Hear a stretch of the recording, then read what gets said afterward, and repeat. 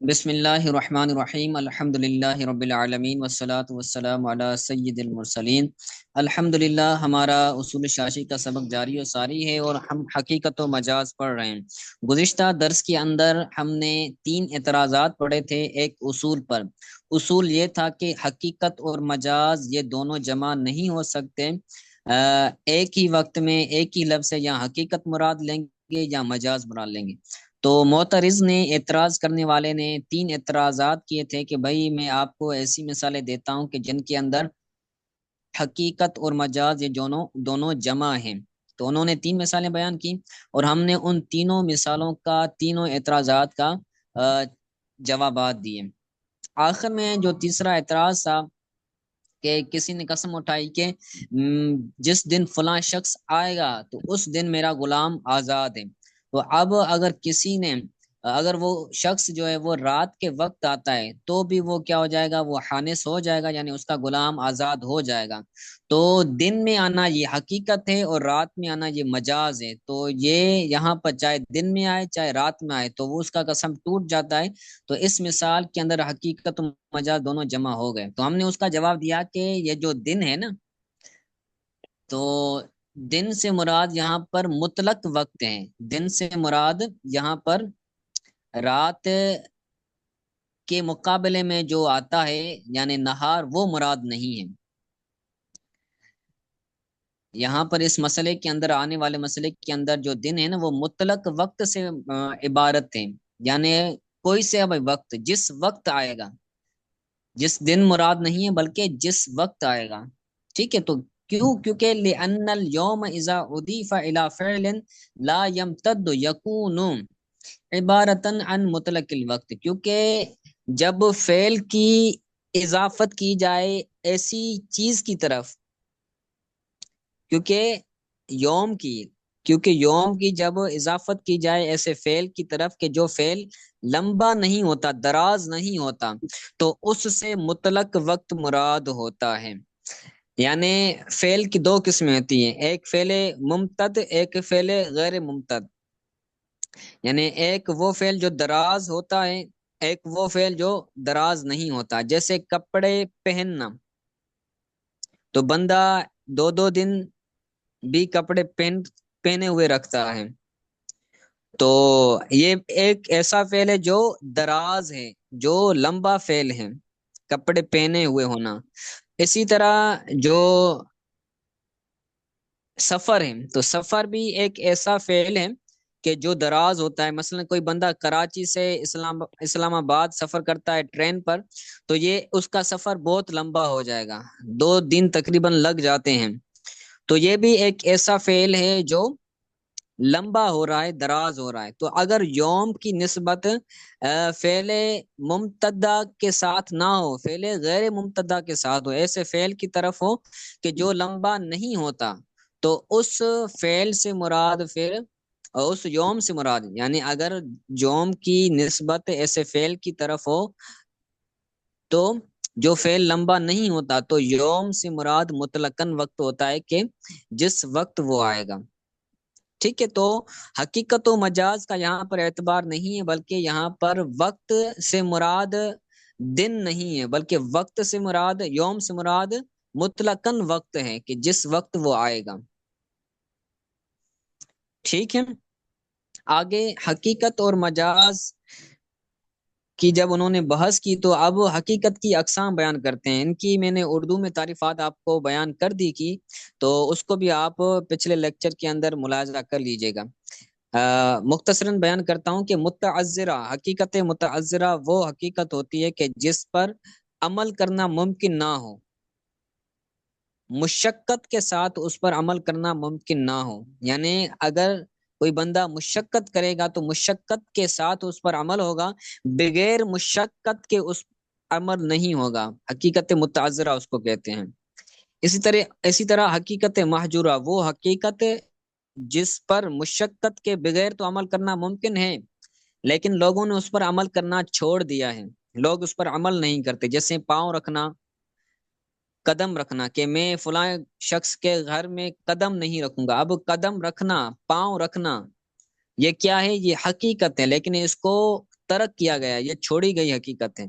اور حقیقت مستعملہ وہ حقیقت ہوتی ہے کہ جس تک رسائی بغیر مشقت کے ممکن ہوتی ہیں اور لوگ اس پر عمل بھی کرتے ہیں۔ ٹھیک ہے، تو یہ پہلے بھی ان کی تعریفات کا ذکر ہو چکا ہے، تو پچھلے لیکچر کے اندر اس کو وضاحت سے آپ سمجھ سکتے ہیں۔ آج انہی کے حوالے سے ہم ایک اصول پڑھیں گے، پھر اصول کے تحت مثالیں پڑھیں گے۔ اصول یہ ہیں کہ جو پہلی دو قسمیں نا، حقیقت متعذرہ اور حقیقت محجورہ، ان دونوں جب یہ حقیقتیں آئیں گی تو ان دونوں کی حقیقتوں میں حقیقت کو چھوڑا جائے گا اور مجاز پر عمل کیا جائے گا۔ ایک ہی وقت میں ایک ہی چیز پر عمل کیا جاتا ہے نا، یا حقیقت پر یا مجاز پر، تو حقیقت متعذرہ آ جائے یا حقیقت محجورہ آ جائے تو ان دونوں کو چھوڑا جائے گا، ان دونوں کو ترک کیا جائے گا، اور وہاں پر جو مجاز ہوگا اس مجاز کی طرف حکم کو پھیریں گے۔ ٹھیک ہے، تو یہی اصول ہے۔ اسی اصول کے تحت تینوں کی یعنی متعذرہ کی، محجورہ کی اور مستعملہ کی مثالیں بیان کریں گے۔ اس کا اصول پھر آگے بیان کریں گے حقیقت مستعملہ کا، تو وہ بھی انشاءاللہ تعالی بیان ہوگا۔ تو کہتے ہیں ثم الحقیقت انواع ثلاثۃ، پھر حقیقت کی تین قسمیں ہیں، متعذرۃ، محجورۃ، مستعملۃ۔ حقیقت متعذرہ، محجورہ، مستعملہ۔ فی القسمین الاولین یسار الی المجاز بالاتفاق، پہلی دونوں قسموں میں، پہلی دونوں قسمیں کون سی ہیں؟ حقیقت متعذرہ اور حقیقت محجورہ۔ حقیقت متعذرہ اور حقیقت محجورہ میں مجاز کی طرف پھرا جائے گا۔ یسار مجہول ہے کہ مجاز کی طرف پھرا جائے گا، اس کی طرف جایا جائے گا، بالاتفاق، اس میں کسی کا اختلاف نہیں ہے۔ امام اعظم اور صاحبین علیہ رحمہ کا اس میں اتفاق ہے کہ جب حقیقت متعذرہ ہوگی یا حقیقت معذورہ ہوگی تو ان دونوں میں چھوڑ کر ہم مجاز کی طرف جائیں گے۔ ٹھیک ہے، اب حقیقت متعذرہ کی مثال دیتے ہیں۔ حقیقت متعذرہ کی تعریف آپ ذہن میں رکھیں کہ جس پر بغیر مشقت کے عمل کرنا ممکن نہ ہو اس کو حقیقت متعذرہ بولتے ہیں، یعنی اگر اس پر عمل کریں گے تو مشقت ہوگی، تکلیف ہوگی۔ تو کہتے ہیں کہ اذا حلف لا یأکل من هذه الشجرۃ، کہ کسی بندے نے قسم اٹھائی کہ وہ اس درخت کو نہیں کھائے گا، لا یأکل من هذه الشجرۃ، اس درخت سے نہیں کھائے گا، او من هذه القدر، یا پھر اس دیگ سے نہیں کھائے گا، یعنی اس دیگ کو نہیں کھائے گا یا اس درخت کو نہیں کھائے گا۔ کسی شخص نے قسم اٹھائی کہ میں اس درخت کو نہیں کھاؤں گا یا اس دیگ کو نہیں کھاؤں گا، تو فإن أكل الشجرة أو القدر متعذر، تو درخت کو کھانا اور دیگ کو کھانا یہ متعذر ہے۔ عادتاً ایسا ممکن نہیں ہے کہ کوئی بندہ درخت کو کھا جائے۔ درخت کی ایک تو ہوتے ہیں نا درخت کے پھل وغیرہ، تو پھل مراد نہیں ہے، وہ بذات خود درخت مراد ہے کہ میں درخت کو نہیں کھاؤں گا۔ یا پھر وہ جو دیگ ہوتی ہے اسٹیل کی یا پھر لوہے کی جس کے اندر کھانا پکایا جاتا ہے، تو کدر سے مراد وہ دیگ ہے، تو اس کو کھانا یہ متعذر ہے، کوئی بندہ اس کو کھاتا نہیں ہے۔ اس پر عمل کرنا مشقت کے بغیر ممکن نہیں ہے، مشقت کے ساتھ اس پر عمل ہوگا۔ تو کیا کریں گے؟ ہم مجاز کی طرف پھریں گے۔ تو یہاں پر مجاز جو ہے وہ درخت کے پھل کھانا ہے، اور دیگ سے مراد یہاں پر جو دیگ کے اندر جو چیز ہوگی کھانا وغیرہ یا پھر گوشت وغیرہ جو اس کے اندر ہوگا وہ کھانا مراد ہوگا۔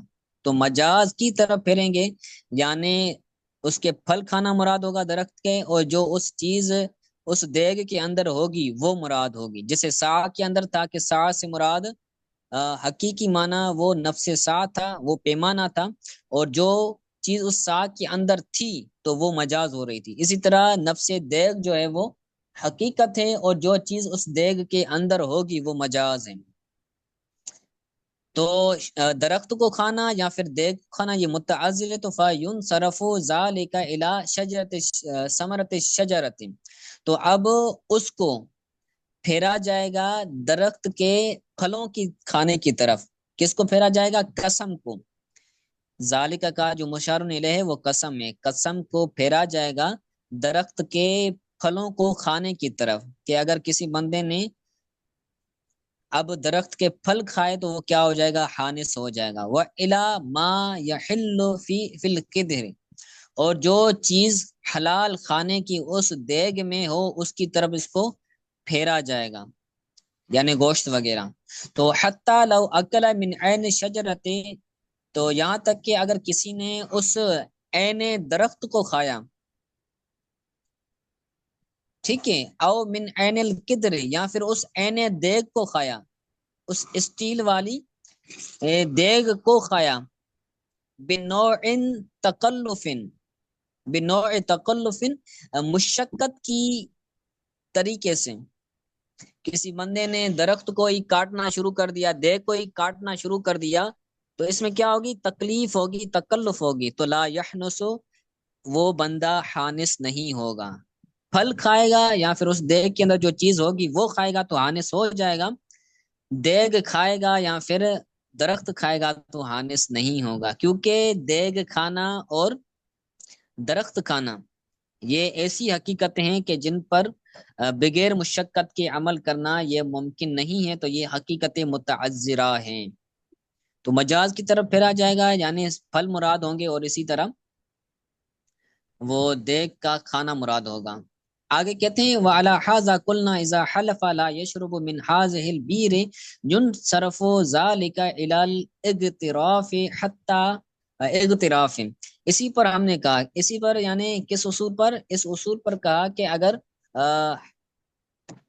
جو حقیقت متعذرہ ہے تو اور حقیقت مہجورہ، تو اس کو عمل نہیں کیا جائے گا بلکہ مجاز کی طرف اس کو پھیرا جائے گا۔ اسی اصول پر ہم نے کہا کہ اگر کسی بندے نے قسم اٹھائی کہ وہ اس کنویں سے نہیں پیے گا، اس کنویں سے پانی نہیں پیے گا، تو اب اس کا جو قسم ہے اس کو چلو بھر کر پانی پینے پر کی طرف پھیرا جائے گا۔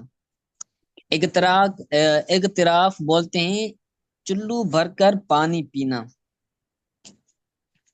کسی بندے نے قسم اٹھائی کہ میں اس کنویں سے نہیں پیوں گا، تو اب یہ ضروری نہیں ہے کہ وہ بندہ اس کنویں کے اندر اترے پھر اس کو منہ لگا کر پیے تو اب حانس ہوگا، بلکہ اگر اس نے چلو بھر کر یا کوئی ڈول وغیرہ اس کنویں کے اندر داخل کر کر پانی پیا تو اب وہ حانس ہوگا۔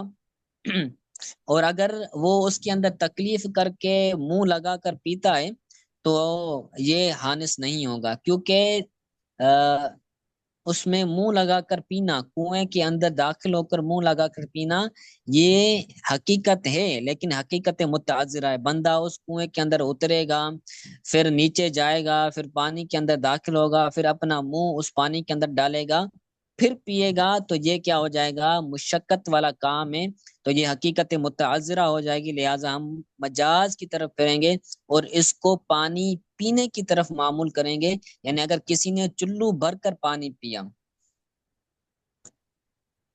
ٹھیک ہے، تو حتی لو فرضنا انہ لو قرأ، تو ہم یہاں تک کہ ہم اگر فرض کریں کہ وہ منہ لگا کر پیتا ہے، لو قرأ بنوع تکلف، کرا کا مطلب ہوتا ہے منہ لگا کر پینا، پانی کو منہ لگا کر پینا، تو جیسی طرح جانور وغیرہ پیتے ہیں، تو یہ حقیقت ہے، تو یہ تکلیف ہو جائے گی، اس کو مشقت ہو جائے گی، تو یہ لا یحنسو، وہ اس کا قسم نہیں ٹوٹے گا کہ اس نے قسم اٹھایا کہ نہیں پیوں گا تو اب اس نے پیا ہے تو قسم اس کا ٹوٹ جائے، تو ایسا نہیں ہے، اس کا قسم نہیں ٹوٹے گا، کیونکہ یہ حقیقت متعذرہ ہے اور یہ بالاتفاق ہے، اس میں کسی کا اختلاف نہیں ہے۔ تو یہ حقیقت متعذرہ کی دو مثالیں ہو گئی۔ آگے حقیقت محجورہ کی مثال بیان کرتے ہیں۔ حقیقت محجورہ اس کو کہتے ہیں کہ جس پر عمل کرنا مشقت کے بغیر ممکن تو ہو لیکن لوگوں نے اس پر عمل کرنا چھوڑ دیا، لوگ اس پر عمل نہ کرتے ہوں۔ ٹھیک ہے، تو اسی کی مثال ہم نے پیچھے پڑھی تھی کہ وَنَذِيرُ الْمَحْجُورَةِ لَوْ حَلَفَ لَا يَدَعُ قَدَمَهُ فِي دَارِ فُلَانٍ۔ تو اس کی مثال، مہجورہ کی مثال یہ ہے کہ اگر کسی نے قسم اٹھائی کہ وہ اپنا پاؤں فلاں شخص کے گھر میں نہیں رکھے گا، تو فَإِنَّ إِرَادَةَ وَضْعِ الْقَدَمِ قَدَمِ مَحْجُورَةٌ عَادَةً، تو پاؤں کا زمین پر رکھنا، وضع القدم، قدم کا رکھنا، پاؤں کا رکھنا، یہ عادت کے طور پر، عادتاً اس کو چھوڑا گیا ہے۔ عادتاً کوئی بھی بندہ چپل اتار کر اپنا پاؤں کسی گھر کے اندر داخل نہیں کرتا، تو یہ ایک ایسی حقیقت ہے جس کو چھوڑا گیا ہے، اور اس کو ہم محمول کریں گے ہم داخل ہونے پر، کہ جس بھی طرح سے وہ داخل ہوا تو وہ حانس ہو جائے گا۔ ٹھیک ہے، یہ حقیقت ماجورہ کا پہلی مثال تھی۔ آگے حقیقت ماجورہ کی دوسری مثال بیان کرتے ہیں، وَعَلَى هَذَا قُلْنَا التَّوْكِيلُ بِنَفْسِ الْخُصُومَةِ يُنْصَرَفُ إِلَى مُطْلَقِ جواب الخصم، کہ خصم کا، نفس خصم کا وکیل بنانا،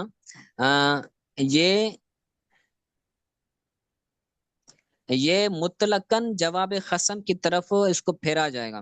کسی بندے نے کیس لڑنے کے لیے کسی کو وکیل بنایا کہ بھائی تم میرا یہ کیس عدالت میں لڑو، یا فلاں شخص کے خلاف میری اس دعویٰ کے لیے تم میرا کیس لڑو، تو اس کو بولتے ہیں یہ وکیل بالخصومت بنانا۔ تو اس میں کیا ہوتا ہے، اس میں یہ ہوتا ہے کہ بندہ جو ہوتا ہے وہ ہر بات کو رد کرتا ہے۔ اگلا سامنے والا کہے گا کہ بھائی یہ بات ہے، وہ کہے گا نہیں ہے، یعنی ہر بات کو سامنے والے کو رد کرنا ہوتا ہے توکیل بالخصم کے اندر، یعنی خصم کا وکیل بنانے کے اندر ہر بات کو رد کرنا ہوتا ہے، ہر بات کے جواب میں لا کہنا ہوتا ہے، کیونکہ خصم کا مطلب یہ ہے یعنی جھگڑا کرنا۔ تو اگر کسی نے ایسا وکیل بنایا تو اب اس کو مطلقاً جواب خصم کے لیے پھیرا جائے گا، یعنی وہ نہ بھی جواب دے گا، ہاں بھی جواب دے گا۔ اگر کوئی ایسی بات آتی ہے کہ جس کو وہ تسلیم کرنا پڑے تو وہ تسلیم کر سکتا ہے، کرے گا۔ ٹھیک ہے، تو مطلق جواب خصم کی طرف اس کو پھیرا جائے گا، حتی یسعو، بلکہ حتی یسع، حتی کی وجہ سے یہ اس پر زبر آ جائے گی، حتی یسع للوکیل ان یجیب بنعم، یہاں تک کہ اب وکیل کے لیے گنجائش ہے، وکیل کے لیے جائز ہے کہ وہ نعم کے ساتھ اس بات میں وہ کیا دے، جواب دے، کما یسعو ان یجیب بلا، جس طرح اس کے لیے جائز ہے کہ وہ لا کے ساتھ، نفی کے ساتھ جواب دینا اس کے لیے جائز ہے، تو اسی طرح وہ اس بات کے ساتھ بھی جواب دے سکتا ہے۔ خصم و موکلین، یعنی اپنے موکل کی خصم ہونے کی وجہ سے وہ لا کے اندر جواب دیتا ہے، نفی کے اندر جواب دیتا ہے، تو اسی طرح وہ ہاں میں بھی جواب دے گا، کیونکہ اب یہ مطلق جواب خصم کے طور پر اس کو وکیل بنایا گیا ہے، کیونکہ خصم کا وکیل بنانا یہ حقیقت مہجورہ ہے۔ خصم بولتے ہیں جھگڑا کرنا۔ ٹھیک ہے، تو آگے کہتے ہیں لِأَنَّ التَّوْكِيلَ بِنَفْسِ الْخُصُومَةِ مَحْجُورٌ، لِأَنَّ التَّوْكِيلَ بِنَفْسِ الْخُصُومَةِ، نفس خصومت کا وکیل بنانا یہ ایسی حقیقت ہے جس کو محجورن شرعن، جس کو شرعی طور پر چھوڑا گیا ہے، شریعت نے منع کیا ہے کہ بھائی جھگڑا نہ کرو، وعادتاً، اور عادت کے طور پر بھی اس کو چھوڑا گیا ہے۔ شریعت نے سے منع کیا ہے، آیت نیچے تیسرے نمبر حاشے میں، چوتھے نمبر حاشے میں، یا پھر آیت لکھی ہوئی ہے، یہ پہلے نمبر، ولا تنازعوا، اللہ تعالیٰ نے فرمایا کہ تم آپس میں جھگڑا نہ کرو، لڑو نہ، تو شریعت نے منع کیا ہے تو یہ شرعی محجور ہوگا۔ ٹھیک ہے، تو ولو کانت الحقیقت، تو یہاں تک ہو گیا۔ آگے ایک نئی بات ہے حقیقت مستعملہ کے حوالے سے، تو وہ انشاءاللہ تعالیٰ کل ہم پڑھیں گے۔ ٹائم بھی پورا ہو گیا ہے، تو آج کے سبق کے حوالے سے کوئی بات سمجھ نہیں آئی تو پوچھ لیں، 2 منٹ بچے ہیں۔